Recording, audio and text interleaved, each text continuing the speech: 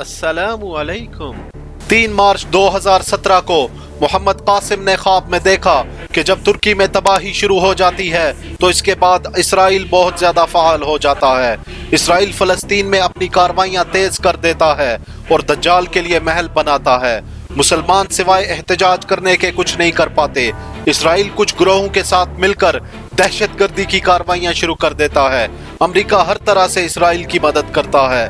जब रूस को पता चलता है तो वो भी दूसरे इलाकों में कुछ ग्रोहों को अपने साथ मिलाकर कार्रवाइयाँ करता है और इस तरह से मुसलमान इलाकों पर कब्जा करने की दौड़ शुरू हो जाती है।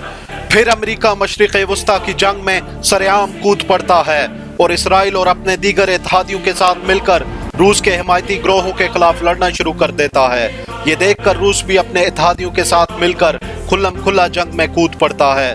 इस तरह तीसरी जंग अजीम का आगाज हो जाता है और मैदान जंग अरब ममालिक बनते हैं। इस जंग के नतीजे में मशरिक़ वस्ता में बदतरीन तबाही शुरू हो जाती है और ये जंग फैलती जाती है। अमेरिका, रूस और इनके इत्तेहादियों की इस जंग में मुसलमान एक बड़ी तादाद में मरना शुरू हो जाते हैं। ये जंग इतनी शदीद और खौफनाक होती है कि कोई इनके लिए कुछ नहीं कर पाता। ये जंग आहिस्ता आहिस्ता मिस्र, सूडान, सऊदी अरब, कुवैत, अरब अमारात और पूरे मशरिक़ वस्ता को अपनी लपेट में ले लेती है। अमेरिका के इत्तेहादियों की तादाद में भी इजाफा होता चला जाता है।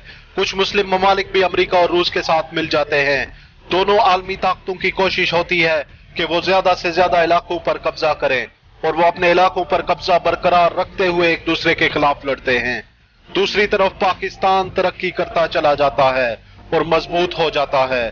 चूंकि भारत, अमेरिका और इसराइल का इत्तेहादी होता है, ये सब अपने दीगर इत्तेहादियों के साथ मिलकर पाकिस्तान पे हमला करते हैं और पाकिस्तान को तबाह करने की कोशिश करते हैं। पाकिस्तान के दुश्मनों की तादाद बहुत ज्यादा होती है, लेकिन अल्लाह पाकिस्तान की काले जंगी जहाजों से मदद करता है और इन काले जंगी जहाजों की तादाद तकरीबन 3000 होती है।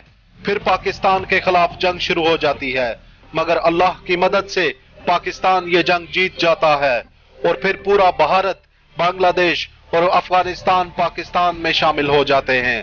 फिर इंडोनेशिया और मलेशिया भी पाकिस्तान के साथ मिल जाते हैं और पाकिस्तान के दुश्मनों को शिकस्त हो जाती है। फिर पाकिस्तान अल्लाह की मदद से मशरिक़ वस्ता में कूद पड़ता है और दोनों आलमी ताकतों से लड़ता है। पाकिस्तान इन काले जंगी जहाजों से इस तरह से हमला करता है कि कोई भी इनका मुकाबला नहीं कर सकता।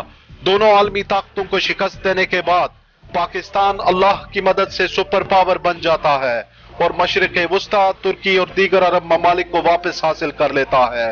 ये सब इलाके पाकिस्तान में शामिल हो जाते हैं और पाकिस्तान इन इलाकों की तामीर नौ करता है और हजरत मोहम्मद सल्लल्लाहु अलैहि वसल्लम का सच्चा इस्लाम फैलाना शुरू कर देता है। वो तमाम इलाके अमन से भरना शुरू हो जाते हैं जहां तीसरी जंग अजीम लड़ी जाती है।